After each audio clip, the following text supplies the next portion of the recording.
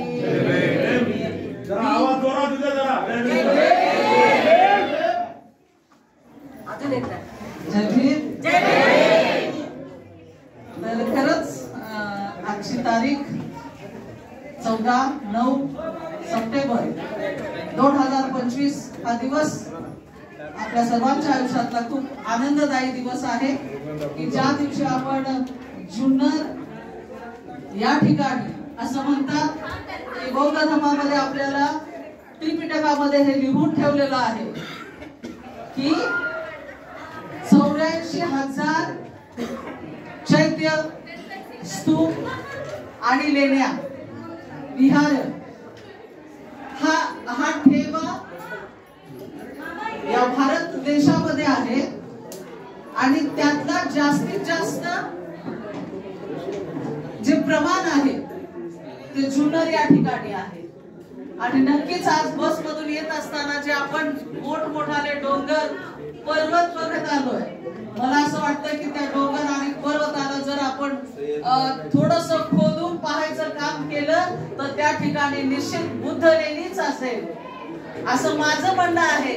कारण आपण एवढ्या अवघड ठिकाणी आलो आणि एवढ्या अवघड ठिकाणी येऊन आपल्याला या सभागृहामध्ये आपण बघतो की धम्मलिपीच्या सहाय्यानं राणी नागनिका आणि या ठिकाणचं वैभव काय आहे, या ठिकाणी कशा पद्धतीनं ही लेणी कोरलेली आहे किंवा इथे कोणाचं राज्य होतं, हा सगळा ही सगळी जी माहिती आहे ती माहिती मी अगदी प्रामाणिकपणे प्रांजळपणे सांगते। इथे माझे बोधिसत्व चॅनलचे आदरणीय सागर कांबळे सर आहेत आणि त्याचबरोबर इथे अशोक नागरे सर आहेत की त्यांचा सुद्धा अभ्यास आहे याच्यामध्ये। तर माझ्यापेक्षा त्यांचा जास्त अभ्यास असल्यामुळे मी त्या अभ्यासात कोण जात नाही किंवा माहिती सांगत नाही।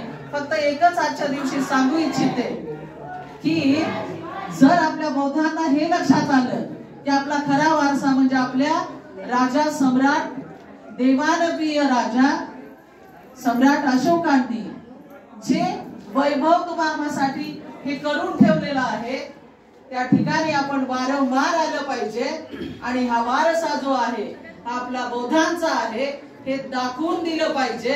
आणि म्हणून आपल्या बौद्ध समाजाच्या लोकांनीच नव्हे तर आपल्या बरोबर जे कोणी इतर असतील, आपल्याला माहित आहे की आपल्या बाबासाहेब आंबेडकरांबरोबर बाबासाहेब आंबेडकरांना खांद्याला खांदा लावून त्यांच्या बरोबर चांगलं कार्य करणारे फक्त आपलेच लोक नव्हते तर इतरही खूप जण होते। आता मी त्यांचा उल्लेख करत नाही की त्याच्यामध्ये हे होते किंवा ते होते। आणि म्हणून आज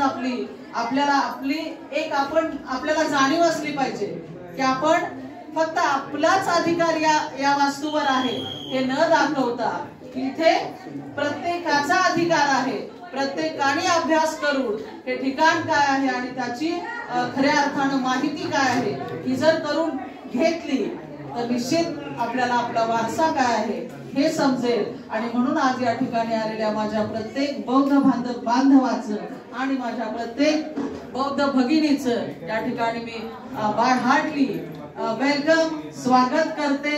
आणि अशाच पद्धतीनं आपला हा जुन्नर तालुका असेल, या ठिकाणी प्रत्येक डोंगर असेल आणि त्या प्रत्येक डोंगरामध्ये असणारी आपली बुद्ध लेणी असेल तर या प्रत्येक बुद्ध लेणीमध्ये अशाच पद्धतीनं ठरवा आणि मोठ्या संख्येने प्रत्येक बुद्ध लेणीवर मोठ्या संख्येने या आणि आपला बौद्ध वारसा जो आहे तो प्रत्येकाने जपा एवढंच बोलते आणि या ठिकाणी थांबते। नमो बुद्धाय, जय भीम, जय संविधान।